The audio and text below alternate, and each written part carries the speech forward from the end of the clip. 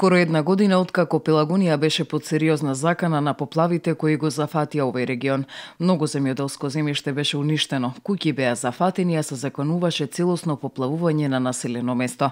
Оштетените беа обештетени, но последиците се уште се чувствуваат. Државата помогна, но и други институции се приклучија кон помошта.